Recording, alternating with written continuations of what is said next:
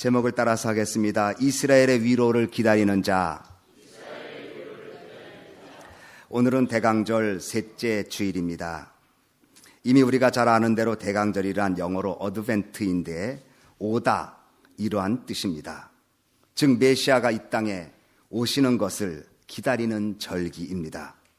대강절은 우리의 믿음 생활에 성탄절과 마찬가지로 특별한 의미를 부여해 주는 절기입니다. 1년 중 한 해를 다 보내는 12월 달에 대강절을 맞이한다는 것은 언제나 마지막이라고 하는 시간과 끝이라는 시간, 또 끝이라고 하는 상황에서도 희망의 시간을 기다리고 살아가는 의미가 담겨 있는 것입니다.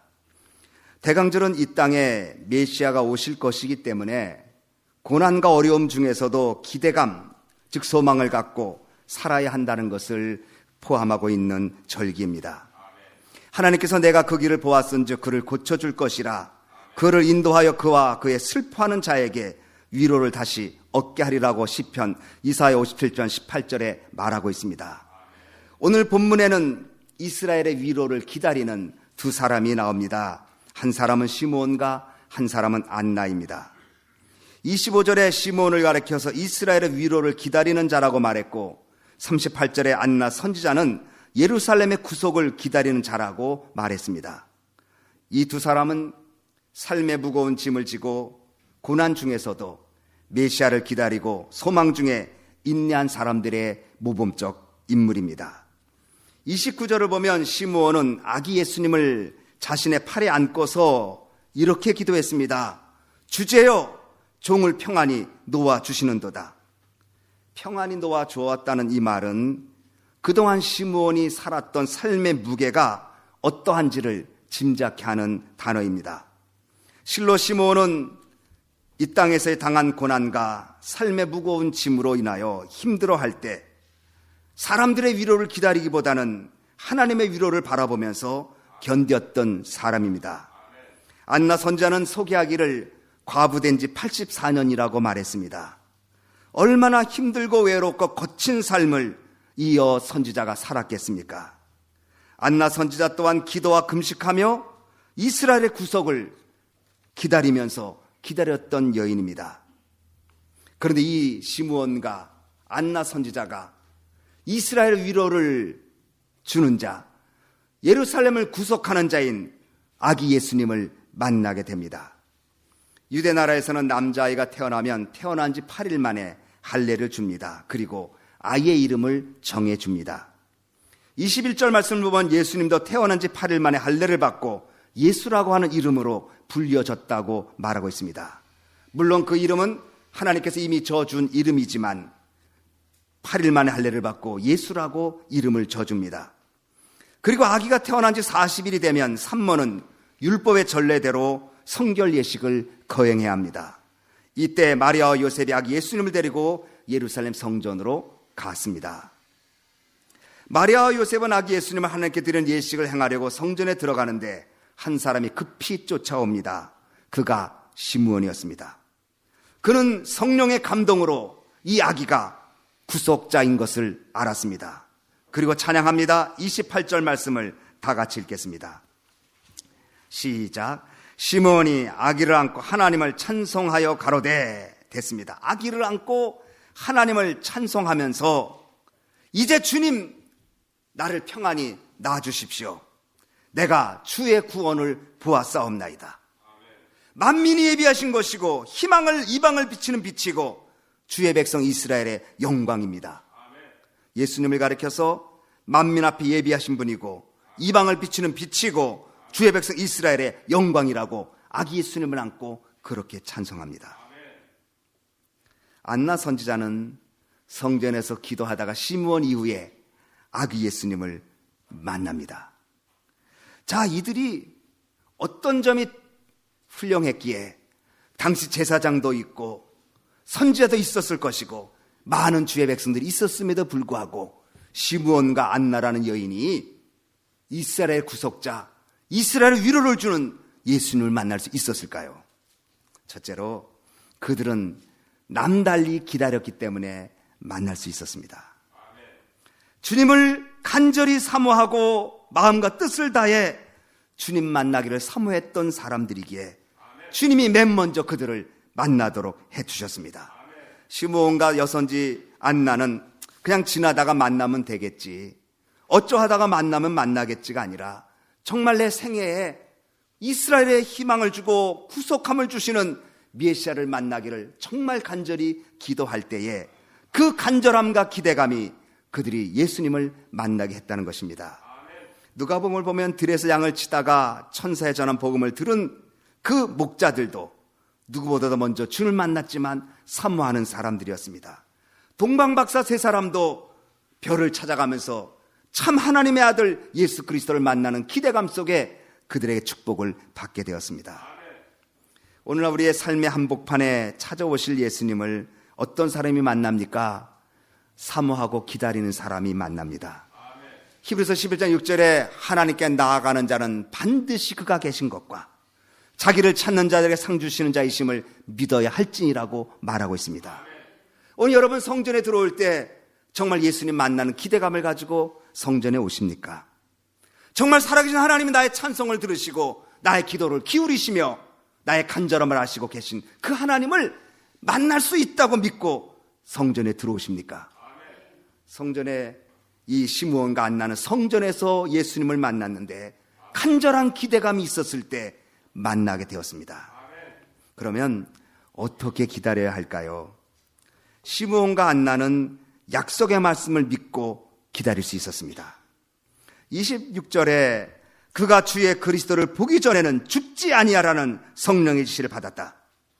내가 절대 죽지 않는다. 예수님 만나기 전에는 죽기 전에 예수 만날 수 있었다는 말씀을 성령의 지시로 그가 깨닫고 나서 그는 기다릴 수 있었습니다. 우리 기다림의 근거가 무엇입니까? 말씀입니다. 막연한 희망, 막연한 어떤 통계 수치, 막연한 정보를 가지고 기다리는 것이 아니라 하나님이 말씀하셨으니 상황과 관계없이 하나님의 말씀에 기대감을 갖고 있는 사람에게 하나님은 그 사람에게 축복하시는 줄 믿으시기 바랍니다. 히브리서 10장 36절에 너희에게 인내가 필요한 것은 너희가 하나님의 뜻을 행한 후에 약속을 받기 위함이라. 하나님의 약속의 말씀이 내 인내의 근거가 돼야 되고 내 기다림의 근거가 돼야 되고 내 소망의 근거가 되어야 이 소망과 기다림이 진실되다는 말씀인 것입니다. 두 번째로 주님의 구원하심과 위로를 기다리려면 경건하게 살아야 합니다. 아기 예수님께서 난지 8일 만에 율법을 따라 할례를 받기 위해 성전에 올라갔을 때 시므온과 안나를 만났습니다. 근데 두 사람의 공통점은 경건했다는 것입니다. 성결했다는 것입니다. 25절 말씀 다 같이 읽습니다. 시작. 예루살렘에 시므온이라는 사람이 있으니 이 사람이 의롭고 경건하여 이스라엘의 위로를 기다리는 자라. 성령이 그 위에 계시더라. 시므온과 안나가 그냥 기다린 것이 아니라 의롭고 경건한 삶을 살면서 하나님의 약속을 믿고 기다렸습니다. 의롭고 경건한 것은 무엇일까요? 하나님과 바른 관계를 말합니다. 하나님과 바른 관계를 맺어가면서 자기 삶의 자리에 하나님을 기다리고 살아가는 그 사람에게 그 기다림이 복된 기다림이 된다는 것입니다. 하나님과 바른 관계를 살아가는 그 삶의 모습에 시므온은 이렇게 얘기합니다. 내가 주의 그리스도를 보기 전에는 죽지 아니하리라. 그런데 사실 이 말이 무서운 말입니다. 보면 죽는다는 겁니다. 너는 주의 그리스도를 보기 전에 죽지 아니하리라. 그런데 보면 어떻게 한다는 말이에요? 이제 죽는다는 거예요. 그러면 이 시므온이 어떻게 기다릴 수 있겠어요? 안 보고 싶지. 주님을 보면 내가 죽는데 주님이 차라리 좀 천천히 보면 좋겠다. 그런데 시므온은 그러지 않았어요. 내가 주님 보기 전에 죽지 아니하라는 말씀 믿고 나는 주님을 보면 죽을 수 있구나. 그렇지만 이스라엘 위로를 구속할 자를 반드시 보아야 되겠구나. 예수님을 보기 전에는 죽지 않는다는 말은 축복이면서 예수님을 보면 너는 곧 죽는다는 엄청난 말이기도 합니다. 그러나 비록 내가 죽는 일이 있어도 이스라엘의 위로를 주시는 분을 봐야 하겠다. 비록 내가 죽는 일이 있어도 이 땅의 구세주는 속히 오셔야 되겠다.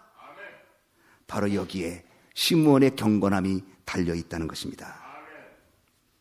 그러므로 경건하다는 것은 내 삶의 자리에 하나님을 우선으로 두는 것입니다. 경건이란 내 삶의 자리에 하나님이 첫 번째라는 것입니다. 그러므로 그는 자기의 삶이 지금 죽더라도 온 세상을 구원할 구세주인 예수님 보기만 하면 거기에 나는 만족함이 있고 거기에 나는 행복하고 거기에 나는 감사가 넘친다는 위대한 신앙 고백이 그의 기도에 달려있다는 것입니다. 주님은 자기 마음대로 아무렇게나 사는 사람보다 경건한 사람을 찾습니다. 시므온은 다른 이스라엘 백성들처럼 막연히 기다린 것이 아니라 약속의 말씀을 믿고 비록 주님을 보는 순간 죽을 수 있어도 예수님 한 분만으로 만족한다는 고백으로 그 예수님을 기다렸을 때 예수님을 만날 수 있었습니다. 그는 이스라엘의 위로를 기다립니다. 자기만의 위로가 아니라 온 이스라엘 백성들이 고난과 고통 속에 허덕이고 있는 그들을 위로할 그분을 기다리고 있습니다. 여기 위로라고 말했습니다.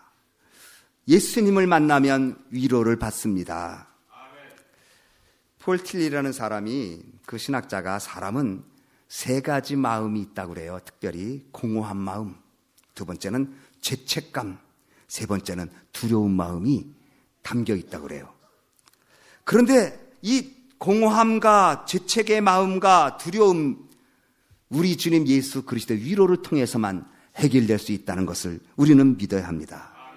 먼저 공허한 마음, 우리가 어떤 일을 이뤄놓고 거기에 만족함이 있지만 동시에 허무해집니다.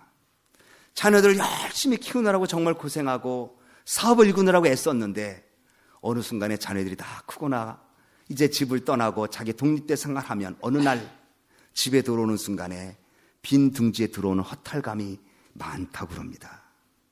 그때는 그게 그렇게 좋아서 애를 써서 성취했는데 조금 지나니까 그것으로 만족함이 없는 공허함, 모든 사람이 다 갖고 있지 않습니까?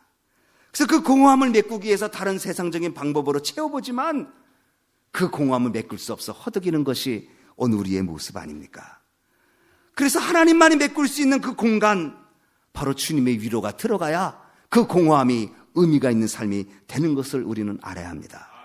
이스라엘의 위로, 공허한 마음을 해결해 주시는 주님이 우리 속에 계셔야 합니다. 두 번째는 죄책감으로부터 용서의 위로입니다. 사람들은 죄를 져서 그 죄의 값을 치르지만 죄의 값보다 또 다른 무거운 짐이 죄책감입니다. 예를 들어서 내가 어떤 사건을 저지르고 그 사건이 법적으로는 해결됐어도 내 마음에 남는 죄책감을 해결하지 않으면 그 죄에서 자유함을 얻지 못하는 것 아닙니까? 우리가 잘 아는 셰익스피어의 맥베스에는 그가 왕을 죽이고 왕이 되죠. 근데 그 이후부터 이 사람이 이상하게 손을 자꾸 씻는 습관이 되었습니다. 손을 씻고 났는데 이상하게 손이 더러워. 불결해. 또다시 손을 씻어. 자꾸 손을 씻는 겁니다. 병이죠. 그는 또 말합니다. 이 바닷물로도 내 손에 묻은 피를 씻을 수가 없겠느냐. 아라비아 향수로도 내 손에 더러운 냄새를 없앨 수가 없겠느냐. 그렇게 그 책에 맥베스가 고백합니다. 죄책감을 누가 없애겠습니까? 하나님의 아들 예수 그리스도의 십자가의 의뢰가 아니면 죄책감에서 벗어날 수가 없는데 바로 예수님 이스라엘의 위로, 죄책감의 용서와 위로 주님으로부터 온다는 말씀입니다. 세 번째는 두려움에서 벗어나는 주님의 위로입니다. 성경에는 두려워하지 말라는 말이 365번 있다고 그러죠. 얼마나 두려움이 많은지 우리는 살면서 염려, 근심, 두려움이 많아 늘 마음이 무거운 것 아닙니까? 자고 일어나면 두려움이 들어옵니다. 또 한 사건 지나고 나면 또 다른 사건으로 두려워집니다. 두려움에서 우리는 벗어나지 못하고 쩔쩔맬 때가 많습니다. 오늘 아침에 새벽 기도 때 말씀드렸는데 한국에 우리 권사님이 새벽 기도 얘기를 해주셔서 제가 설교할 때 써먹었어요. 한국에 그저께인가 TV를 보셨답니다. 한국에서 그 자녀들이 군대를 가잖아요. 군대를 가면 그 걱정되잖아요. 이 아이가 잘 있을까? 자, 훈련은 잘 받을까? 사실 요즘 군대 가는 젊은 청년들에 비하면 옛날 우리 어르신들은 얼마나 고생 많이 했어요. 거기에 비하면 뭐 아무것도 아니죠. 뭐 심지어 셀러폰까지도 다 들어가고 그런다니까. 그러니까 이제 그 부모님들 중에 특별히 엄마가 얼마나 걱정해요. 자녀들이 군대 가면 입수 충성하고 들어가잖아요. 그러니까 요새는 이런 말이 유행이랍니다. 아들 대신 남편을 보내자. 여러분, 지금 한국에서 어저께 TV에 보고 얘기하신 거, 한국에서 쓸모있는 아들보다 좀 거창스러운 남편을 보내는 게 차라리 낫겠다. 예. 그래서 한국에서 그런답니다. 아들 보내지 말고 남편을 보내는 방법 없을까? 남편이 귀찮고 거창스러운 거죠. 이때 위로를 주님으로부터 받아야 되리라 생각합니다. 그때는 김창규 집사님 목사님 꼭 이야기 하나 해주세요. 예, 무슨 얘기 해야 되나요? 남편이 살아야 가정이 산다. 그랬더니 아마 제 생각에는 남편 보내기 전에 자원 입대할 남편들이 굉장히 많을 거예요. 이 시대는 정말 위로가 필요한 시대예요. 그래서 위로해 줄 사람이 없어서 허덕이잖아요. 근데 사람으로부터 받은 위로는 상대적이고 그 위로는 한계가 있어 해결이 안 돼요. 주님만이 위로자가 되어 주시지 않습니까? 그래서 예수님이 보혜사예요. 예수님께서 말씀, 내가 가면 또 다른 보혜사를 보내리라. 그 또 다른이라는 말은 알로스라는 말인데 헬러어로 똑같은데 다른 뜻이에요. 그러니까 예수님이 보혜사예요. 그분이 떠나시면 또 다른 보혜사 성령을 보내시겠다. 보혜사란 말이 옆에 계셔서 위로하시고 상담하시고 법적으로 해결해 주시는 분, 새 말 아닙니까? 주님만이 우리의 위로자입니다. 찬송가 37장 이내하승 구체지어 4절 가사에 만복근원 예수시오 위로하소서. 우리 주와 같으시니 어디 있을까? 주여 주여 내 말 들으사 죄인 오라 하실 때에 날 부르소서. 이스라엘의 위로를 기다릴 때 우리 예수님 우리를 위로해 주시는 것입니다. 세 번째로, 그냥 기다리면 안 됩니다. 성령에 붙잡혀 살면서 기다릴 줄 알아야 합니다. 시므온을 가리켜서 성령이 그 위에 계시더라고 말했습니다. 성령이 충만한 가운데 기다려야 그 기다림이 복된 기다림이 될 것입니다. 세상에 취해서 기다리는 자가 아니라 성령에 취해서 성령 충만해서 이스라엘의 위로를 기다리는 그 기다림 속에 이스라엘의 위로자이신 예수님을 만나게 되는 것입니다. 시므온은 성령의 이끌림 속에 아기 예수님을 만났습니다. 너무나 감격해서 즉석에서 찬송을 불렀습니다. 그리스도를 만난 기쁨, 그리스도에 대한 증거, 그리스도에 대한 예언을 담고 있는 그 찬송, 자기 힘으로 불렀겠습니까? 성령의 감동으로 부르지 않았겠습니까? 특별히 그는 예수님을 말할 때에 34절을 다 같이 읽습니다. 34절 시작. 시므온이 저에게 축복하고 그 모친 마리아에게 일러 가로되 보라, 이 아이는 이스라엘 중 많은 사람의 패하고 흥왕을 위하며 비방을 받는 표적되기 위하여 세움을 입었고. 성령의 감동하심으로 예수님을 가리켜서 5절에는 예수님이 이방에 비치고 예수님이 구속자라고 노래하면서, 바로 34절에는 예수님을 가리켜서 비방받는 표적이라고 그렇게 말했습니다. 비방받는 표적은 두 가지 의미가 있습니다. 하나는 그대로 비방받는 겁니다. 예수님 비방받았죠. 먹기를 탐하고 바알세불이 들렸고 죄인들의 친구가 하나님을 모독하고 성전을 모독했다고 끝없는 비방 속에 예수님 그의 공생애를 지나셨습니다. 예수님의 비방은 십자가를 질 때가 절정이었습니다. 하나님의 아들이요 세상의 구주이신 예수님이 침뱉음 당하고 뺨 맞고 옷을 벗기고 수염을 잡아당기고 그리고 십자가에서 조롱받으면서 죽으셨습니다. 실로 비방의 표적이 되어서 공생에 사시다가 십자가에서 죽으셨습니다. 왜 예수님이 비방을 받아야 합니까? 아무 죄도 없는 분이, 아무 흠도 없는 분이 왜 비방을 받으셔야 합니까? 바로 우리를 구원하기 위해서이십니다. 동시에 그리스도를 따르는 사람들이 받는 비방을 이기도록 하시기 위해서 당신은 비방받는 비방의 표적이 되셨습니다. 이사야 53장 3절에 그는 멸시를 받아서 사람에게 싫어 버림받았으며 강고를 많이 겪었으며 질고를 하는 자라. 마치 사람들에게 얼굴을 가리우고 보지 않음을 받는 자 같아서 멸시를 당하였고 우리도 그를 귀하게 여기지 아니하였도다. 여러분, 예수님 믿으면서 교회 생활하면서 비방받으십니까? 기뻐하십시오. 성경에 말하기를 나로 인해서 욕을 먹고 나로 인해서 고난을 당하면 기뻐하라. 하늘의 상급이 큼이라고 말하고 있습니다. 근데 우리는 칭찬에만 익숙해 있어. 우리는 좋은 명상에만 익숙해 있다 보니 공동체 내에서 조금 말을 들으면 견디질 못해. 예수님은 비방받는 표적으로 사셨는데 우리는 말 한마디에 가시가 되어서 외면하고 살고 있지는 않습니까? 예수님, 하나님의 아들이신 예수님이 비방받는 표적으로 이 땅에 오셔서 비방받다가 비방받는 사람의 손에 의해서 피를 흘려 죽으시지 않았습니까?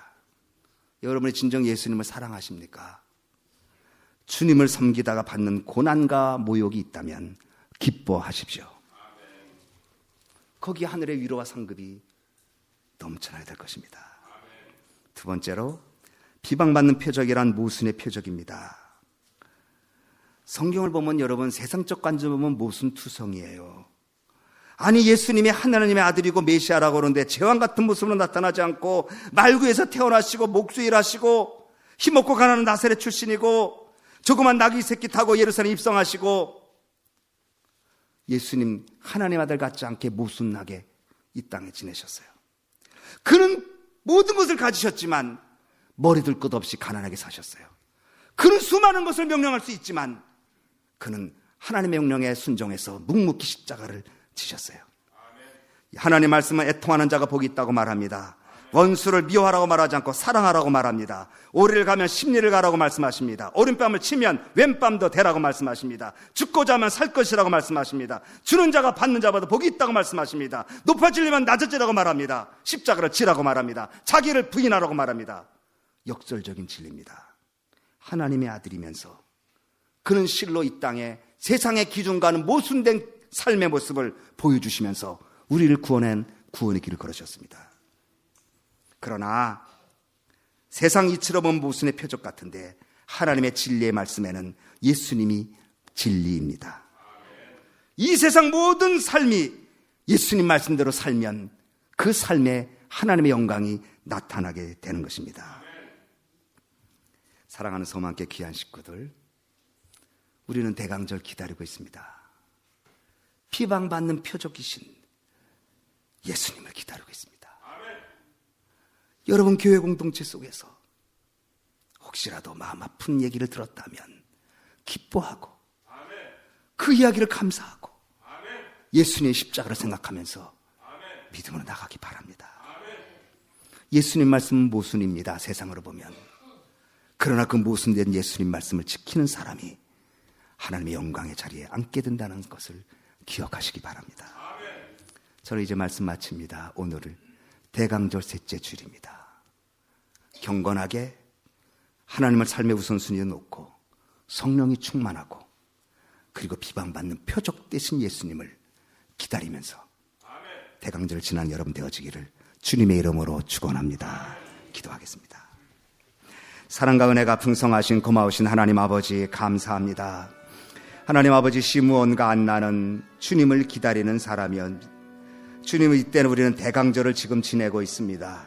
성탄절을 준비하는 기간이 대강절인데 기다림의 절기, 말씀을 기다리고 그리고 이스라엘 위로를 주신 우리 주님 예수 그리스도를 기다릴 때에 그 예수님이 바로 만왕의 왕이시면서 비방받는 표적으로 오셨으니 비방받는 표적 되신 예수님을 적어도 조금이라도 닮아가서 그분을 따라 성숙된 믿음의 사람으로 살아갈 수 있도록 이 대강절 절기에 저희들의 마음을 묶어 주시옵소서.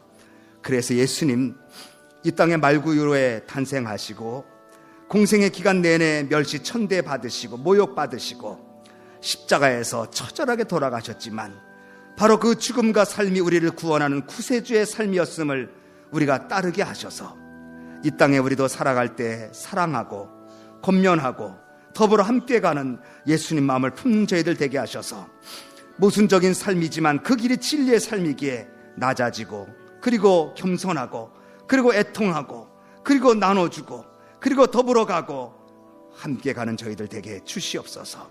예수님 이름으로 기도하옵나이다. 아멘. 하나님 아버지, 대강절 셋째 주일입니다. 성탄절을 기다리는 이 셋째 주일 대강절에 시므온과 안나가 주님을 기다리다가 이스라엘 위로 예루살렘을 구속할 자를 만났습니다. 우리도 성탄절을 맞이하는 그 절기에 예수님을 기다릴 줄 아는 마음, 은혜를 사모하는 마음 주시옵소서. 그냥 기다리는 것이 아니라 말씀을 붙잡고 기도하고 기다리고 성령 충만한 가운데 기다리는 저희들 되게 주시옵소서. 하나님 아버지뿐만 아니라 예수님이 비방받는 표적으로 오셨습니다. 만왕의 왕이신 예수님이, 조금도 흠점이 없는 예수님이 그의 삶 내내 모욕과 멸시로 전철되었습니다. 그러나 그것이 바로 우리를 구원하는 구원의 길이었기에 묵묵히 그 길을 걸어가신 예수님을 저희도 본받아 따를 수 있게 하시고, 모순 같은 진리의 말씀을 깊이 깨달아 그 말씀 지켜 살아가는 저희들 되어서 영광되게 주시옵소서. 예수님 이름으로 기도하옵나이다. 아멘.